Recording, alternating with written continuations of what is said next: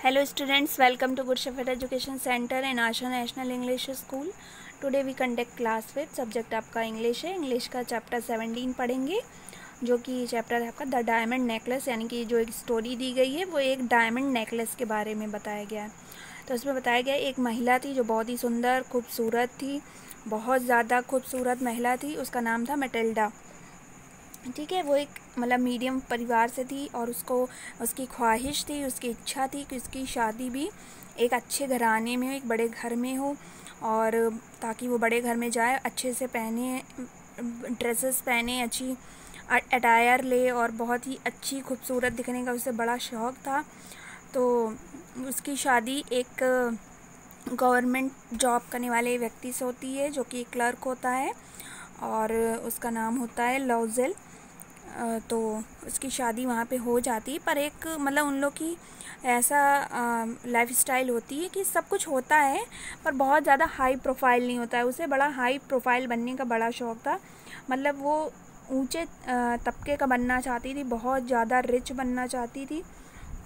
उसे सजने का, पहनने ओढ़ने का और अपने आप को मेंटेन रखने का, खूबसूरत दिखने का बहुत ज़्यादा शौक़ था. तो इसलिए वो बहुत ज़्यादा एक्साइटेड रहती थी हर समय और बहुत ज़्यादा अच्छी भी दिखती थी. वो दिखने में भी बड़ी खूबसूरत थी. उसकी आइज़, उसकी बातें, उसकी स्टाइल, सब चीज़ें सभी अट्रैक्ट करती थी. सभी चीज़ें बहुत ज़्यादा अच्छी थी. फिर उसके बाद स्टोरी में आगे दिखाया गया है कि एक बार उसके घर में एक इनविटेशन कार्ड आता है और वो एक इनविटेशन कार्ड आता है और उस इनविटेशन कार्ड में जो मतलब पार्टी होती है वो एक बॉल पार्टी होती है. बॉल पार्टी उसे बोला जाता है जहाँ पे कपल्स जाके मतलब डांस करते हैं और इस तरीके की एक डांस पार्टी थ्रो करी गई थी जिसे बॉल पार्टी बोला जाता है.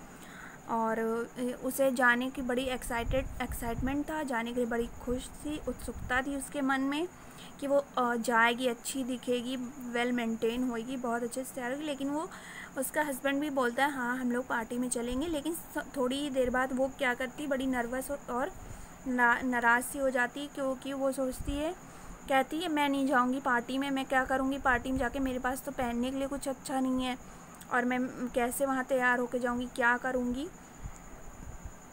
तो जो उसका हस्बैंड होता है वो कहता है ज़्यादा तुम्हें परेशान होने की ज़रूरत नहीं है और मैं तुम्हें अच्छी सी महंगी सी ड्रेस ला कर दूँगा. तो ड्रेस उसकी आ जाती है और वो बहुत ही एक्साइटेड हो जाती, खुश हो जाती है. फिर वो कहती है कि वो उस पर कैरी क्या करेगी, ज्वेलरी.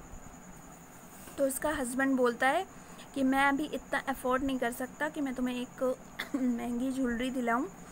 तो कहता है कि जो तुम्हारी फ्रेंड है, देखिए इसमें कैरेक्टर दिया गया एक मतलब मैटिल्डा है, उसका हस्बैंड लॉजेल है और उसकी फ्रेंड मैडम फॉरेस्टियर है. ठीक है, मैडम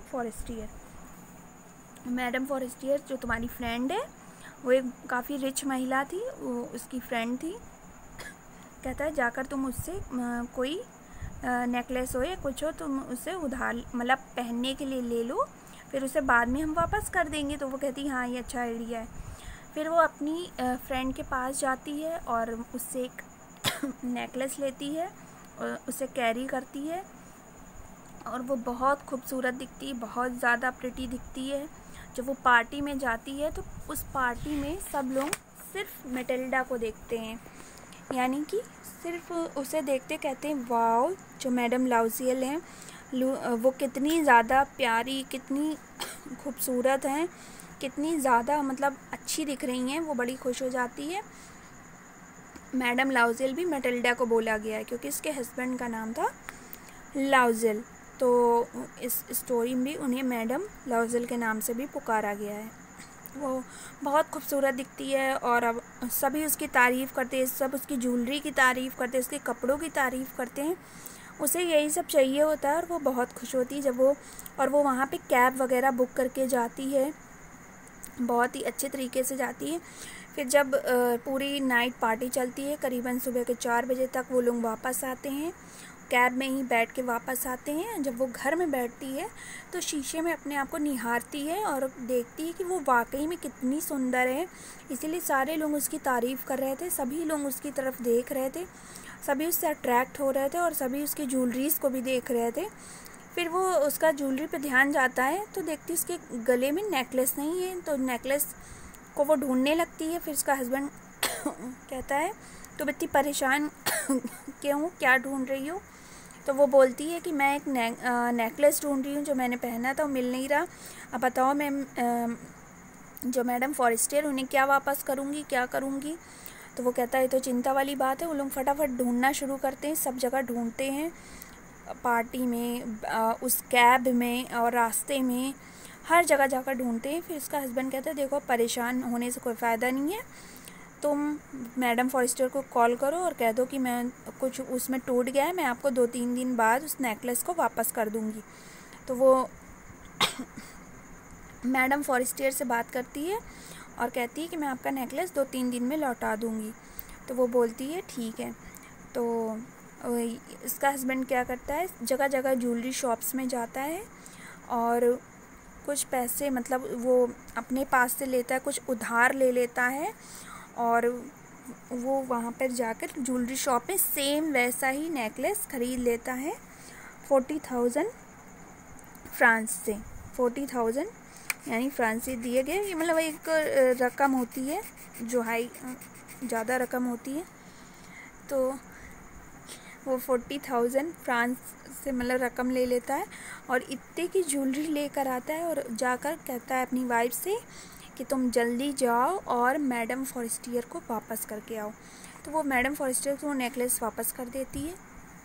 उस नेकलेस के चक्कर में होता ये है कि ये लोग पूरे कर्जे में डूब जाते हैं। उसका हस्बैंड डे नाइट जॉब करता है ताकि वो जल्दी से जल्दी पैसे अर्न करे और जिन लोगों के पैसे चुका सके।